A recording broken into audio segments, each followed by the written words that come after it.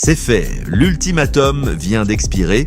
À l'instant, 11 novembre 2025, 17h, 48 heures après la déclaration d'Issa Chiroma. 48 heures pendant lesquelles Paul Biya devait libérer tous les prisonniers politiques. Et qu'a fait Biya ? Presque rien. Un geste ridicule. 60 prisonniers libérés. Un Ngaoundéré seulement sur des milliers arrêtés partout au Cameroun.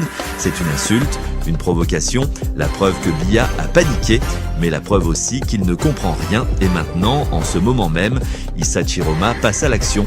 La phase 4 est officiellement lancée. Maintenant, les premières actions ont commencé. Les généraux bougent, le peuple se mobilise, les ministres se positionnent. C'est la guerre finale. Et découvrir dans cette vidéo, ce sont les premières actions concrètes de la phase 4. En temps réel, en direct, minute par minute, l'histoire est en train de s'écrire sous nos yeux. Maintenant, récapitulons d'abord. Le 9 novembre, Issa Chiroma donne 48 heures à Paul Biya, libérer tous les prisonniers politiques. Yerima Alilou, les jeunes arrêtés pendant les manifestations, tous les opposants emprisonnés dans toutes les villes, sans exception, sinon légitime défense. Sinon, le peuple reprendra ses enfants par la force. L'ultimatum vient d'expirer à l'instant. Et qu'a fait Paul Biya ? Presque rien. Attendez, information cruciale. Aujourd'hui, 10 novembre, Paul Atanganji s'est rendu à Ngaoundéré, le ministre de l'administration territoriale. L'homme de la répression, le guerrier de Biya, il a ordonné la libération de 60 manifestants arrêtés lors des manifestations pro-Issa. 60, vous avez bien entendu, 60 sur des centaines de prisonniers, sur des milliers d'arrestations dans tout le Cameroun et seulement à Ngaoundéré, pas à Yaoundé, pas à Douala, pas à Garoua, pas à Bafoussam, pas partout, juste Ngaoundéré, 60 personnes. C'est un geste de panique, un geste d'apaisement désespéré, la preuve que l'ultimatum d'Issa a fait peur, la preuve que le régime a tremblé, mais c'est trop peu, beaucoup trop peu, et c'est trop tard. Issa Chiroma a été clair, il a demandé la libération de tous les prisonniers politiques. Partout au Cameroun, Yerima Alilou est toujours emprisonné. Le proche d'Issa, enlevé dans la nuit du 2 au 3 novembre, toujours détenu. Les centaines de jeunes arrêtés à Douala, toujours en prison. Ceux de Yaoundé, toujours en prison. Ceux de Bafoussam, ceux de Garoua, tous toujours emprisonnés. 60 libérations à Ngaoundéré, ce n'est pas suffisant. Ce n'est même pas un pourcentage, c'est une insulte. C'est une provocation. Selon nos sources, Atanganji est allé à Ngaoundéré pour calmer la région de l'Adamawa, parce que c'est là-bas que c'est le plus explosif, c'est la région d'Issa Chiroma. C'est le Grand Nord qui a voté massivement pour Issa et qui est prêt à tout pour lui. Alors Biya a paniqué, il a envoyé son chien de garde faire un petit geste, libérer quelques dizaines de personnes pour calmer le jeu, pour gagner du temps, pour diviser l'opposition, pour faire croire qu'il écoute. Mais ça ne marchera pas parce que ce n'est pas ce qu'Issa a demandé, ce n'est pas ce que le peuple attend. Issa a été clair, tous les prisonniers, partout, sans condition, dans les 48 heures. Ce délai vient d'expirer et Biya n'a pas obéi. Alors la phase 4 se lance quand même. Le régime est resté muet pendant 48 heures, paralysé par la guerre entre Ferdinand Ngongo et Mvondo Ayolo, incapable de décider d'une vraie réponse, espérant que l'ultimatum soit du bluff, que Issa n'ose pas aller jusqu'au bout, que le peuple ait peur. Mais hier soir, panique, réunion d'urgence a tout dit. Biya se réveille. Trop tard, il envoie Atanganji à Ngaoundéré en urgence, libérer 60 personnes. C'est pathétique, c'est une erreur monumentale, parce que Issa Chiroma ne bluffe jamais. Et en ce moment même, la phase 4 a été officiellement lancée. Comment le savons-nous ? Par plusieurs sources. Première source, les réseaux sociaux. Depuis quelques heures, des messages cryptés circulent sur les groupes WhatsApp et Telegram des coordonnateurs d'Issa. Le mot d'ordre, phase 4 activée. Biya a refusé de libérer tous les prisonniers. Il n'a libéré que 60 personnes à Ngaoundéré. C'est insuffisant. On passe à l'action. Descendre dans les rues, pacifiquement, massivement, dans toutes les villes. Deuxième source, nos contacts au Nigeria. Issa Chiroma a tenu une réunion d'urgence ces dernières heures à Yola avec son état-major. La décision a été prise, lancer la phase 4 immédiatement. Maintenant, le geste de Biya est insuffisant. On continue. Troisième source, les premiers mouvements sur le terrain. En ce moment même, dans plusieurs villes camerounaises, des gens commencent à se rassembler.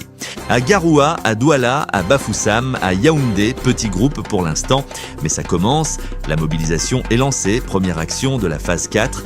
La mobilisation populaire massive, c'est la pierre angulaire du plan d'Issa, faire descendre des millions de Camerounais dans les rues, pacifiquement, les mains levées, chantant l'hymne national, portant le drapeau camerounais, marchant vers les institutions, le palais présidentiel, l'Assemblée nationale, les préfectures, les commissariats, une marée humaine impossible à arrêter, impossible à réprimer sans massacre visible. Et selon nos informations, cette mobilisation va s'intensifier dans les prochaines heures. L'appel a été lancé pour ce soir. Dès maintenant, partout au Cameroun, sortir, se rassembler, marcher, exiger la libération de tous les prisonniers, pas seulement 60, tous. C'est le test. Si des millions de personnes répondent, le régime est fini parce qu'on ne peut pas arrêter des millions de personnes. On ne peut pas tirer sur des millions de personnes sans que le monde entier ne voie, sans que les États-Unis n'interviennent, sans que l'Afrique ne condamne, sans que l'armée ne se retourne. Deuxième action de la phase 4, le positionnement des généraux. Et c'est là que ça devient explosif selon nos sources. Au moins 2 généraux de l'armée camerounaise ont fait savoir ces dernières heures qu'ils ne réprimeront pas les manifestations. 2 généraux qui commandent des unités importantes dans le nord et dans le littoral. Ils ont transmis des ordres à leurs troupes, ne pas tirer sur le peuple, protéger les manifestants, sécuriser les rassemblements, c'est énorme. Parce que si l'armée refuse d'obéir à Biya, c'est la fin. Le régime ne peut pas survivre sans l'armée. Et si l'armée bascule du côté du peuple, c'est terminé. Nous ne pouvons pas encore révéler les noms de ces généraux pour des raisons de sécurité, mais nous avons confirmation de nos sources. Au moins 2, et probablement d'autres dans les prochaines heures, qui vont annoncer publiquement qu'ils reconnaissent Issa Chiroma comme président légitime, qu'ils refusent d'obéir aux ordres de Biya, qu'ils protègent le peuple. Ce sera le moment de bascule, le moment où le régime s'effondre. Troisième action de la phase 4, les ministres en mouvement. Hier, nous vous avons révélé qu'au moins 3 ministres du gouvernement Biya sont prêts à rejoindre Issa. Eh bien, selon nos informations de ces dernières heures, des contacts ont été établis. Ces ministres ont envoyé des émissaires à Issa au Nigeria pour confirmer leur ralliement, pour négocier leur position dans le futur gouvernement, pour planifier leur annonce publique. Et cette annonce pourrait intervenir très bientôt, dans les prochaines heures. Dans les prochaines 24 heures, imaginez le choc, un ministre de Biya, actuellement en fonction, qui apparaît à la télévision ou sur les réseaux sociaux et qui dit « Je reconnais qu'Issa Chiroma a gagné l'élection, je quitte le gouvernement illégitime de Paul Biya, je rejoins le président élu, ce sera dévastateur pour le moral du régime, pour la crédibilité de Biya, pour la cohésion de l'appareil d'État, et si un ministre le fait, d'autres suivront, par opportunisme, par conviction, par peur d'être du mauvais côté de l'histoire. L'effet domino. 4e action de la phase 4, la pression internationale. Et ça aussi, ça bouge. Selon nos sources, les États-Unis observent très attentivement. Ils ont des équipes sur place, à Yaoundé, à Douala, qui surveillent, qui comptent, qui filment. Si Biya donne l'ordre de tirer sur les manifestations massives de ce soir, les États-Unis réagiront. Sanctions immédiates, reconnaissance possible d'Issa, isolation totale du régime. Et au-delà des États-Unis, l'Afrique aussi bouge. La plateforme for African Democrats, qui regroupe 20 pays africains, a déjà condamné l'élection comme frauduleuse. Si la violence éclate, cette plateforme pourrait reconnaître Issa comme président légitime. Le Ghana est prêt, le Nigeria hésite encore, mais la pression monte. Le Sénégal observe, le Bénin aussi. Si plusieurs pays africains reconnaissent Issa, Biya devient un paria régional, incapable de voyager, incapable de commercer, isolé, fini. 5e action de la phase 4, la grève générale. Et ça, c'est prévu pour demain, 12 novembre. L'appel a été lancé cette nuit. Tous les secteurs, éducation, santé, transport, banque, commerce, administration, port, aéroport, tout s'arrête jusqu'à ce que tous les prisonniers soient libérés, jusqu'à la chute de Biya. C'est l'arme économique ultime. Si tout le Cameroun cesse de fonctionner, l'État n'a plus de revenus, les salaires ne sont plus payés, les fonctionnaires se retournent, les militaires aussi, parce qu'ils ne reçoivent plus leur solde. Et sans salaire, il n'y a plus de loyauté. La grève générale, c'est l'étranglement économique du régime, lent, inexorable, mortel. Mais pendant que la phase 4 se déploie, que fait Paul Biya ? Presque rien. Il envoie à Tanganji libérer 60 personnes à Ngaoundéré. C'est tout, il est invisible, muet. Selon nos sources à Etoudi, il est en réunion permanente depuis ces dernières heures. avec Ferdinand Ngo, avec Mvondo Ayolo, avec les généraux loyalistes. Mais ils ne parviennent à aucune décision cohérente. Ngongo voulait ne rien faire, ne rien libérer, réprimer violemment. Mvondo a paniqué, il a poussé pour le geste d'apaisement, les 60 libérations, mais c'est insuffisant et maintenant ils débattent. Que faire ensuite? Libérer plus de prisonniers? Réprimer les manifestations de ce soir? Négocier avec Issa? Biya a 93 ans, épuisé, malade, n'arrive pas à trancher, il est paralysé. Prisonnier de ses propres contradictions, s'il réprime massivement, il tombe. S'il libère tous les prisonniers, il montre sa faiblesse. S'il ne fait rien de plus, Issa continue. Biya est coincé dans un piège dont il ne peut pas sortir et voici ce qui va se passer dans les prochaines 12 à 24 heures. 3 scénarios possibles. Premier scénario, le moins probable. Biya cède complètement, il annonce la libération de tous les prisonniers politiques, partout. Il accepte des négociations, il reconnaît qu'il y a une crise. Ce serait la fin honorable.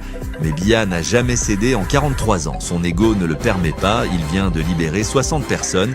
Il pense probablement que c'est suffisant. Ce scénario est quasi impossible. Deuxième scénario, le plus probable, l'escalade. Biya refuse de libérer plus de prisonniers.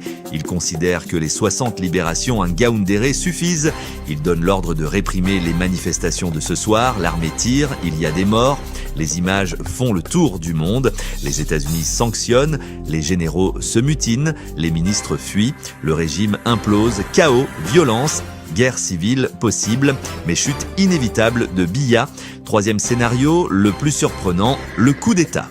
Des généraux, voyant que Biya est paralysé, qu'il fait des gestes ridicules et insuffisants, que le pays sombre dans le chaos, décident d'agir. Ils renversent Biya, arrêtent Ngongo, prennent le contrôle, libèrent immédiatement tous les prisonniers et négocient avec Issa une transition militaire de courte durée, puis des élections libres. C'est le scénario gabonais, rapide, chirurgical, avec un minimum de violence. Et ce scénario est de plus en plus probable, parce que l'armée camerounaise voit ce qui se passe. Elle voit que Biya est fini, elle ne veut pas couler avec lui, elle cherche une sortie, et le coup d'État, c'est la sortie.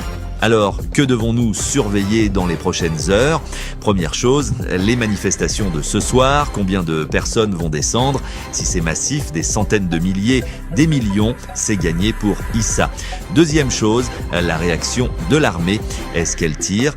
Est-ce qu'elle protège les manifestants? Est-ce qu'elle se divise? Si l'armée refuse de tirer, Biya est fini. Troisième chose, les annonces de ralliement. Est-ce qu'un général va parler? Est-ce qu'un ministre va partir? Si oui, l'effet domino commence. Quatrième chose, la réaction américaine. Est-ce que Washington va publier un communiqué, annoncer des sanctions, reconnaître Issa? Si oui, c'est terminé pour Biya. Cinquième chose, la grève de demain. Est-ce qu'elle est suivie? Si oui, le régime s'asphyxie économiquement. Sixième chose, Biya va-t-il libérer plus de prisonniers? Va-t-il comprendre que 60 à Ngaoundéré, ce n'est pas suffisant? Ou va-t-il s'entêter? Les prochaines 24 heures vont déterminer l'avenir du Cameroun. Soit Biya tombe rapidement, par coup d'État ou par effondrement, soit le pays plonge dans la violence et le chaos pour plusieurs jours avant que Biya ne tombe quand même. Mais dans tous les cas, Biya tombe, c'est inévitable, parce qu'il a laissé expirer l'ultimatum sans vraiment obéir, parce qu'il a fait un geste ridicule. 60 prisonniers à Ngaoundéré, c'est une insulte. Issa a demandé tous les prisonniers partout. Biya n'a pas obéi, il a montré sa faiblesse, il a montré sa panique, mais il a aussi montré son mépris, son arrogance, son incapacité à comprendre. La phase 4 est lancée et elle est irréversible. Issa Chiroma l'a dit, il ira jusqu'au bout. Par tous les moyens, le peuple l'a entendu, l'armée l'a entendu, les ministres l'ont entendu, le monde l'a entendu. Il n'y a plus de retour en arrière possible. Si cette vidéo sur le lancement de la phase 4 vous a ouvert les yeux, abonnez-vous immédiatement à Politique Cameroun. Activez la cloche parce que dans les prochaines heures, nous allons vous tenir informés en temps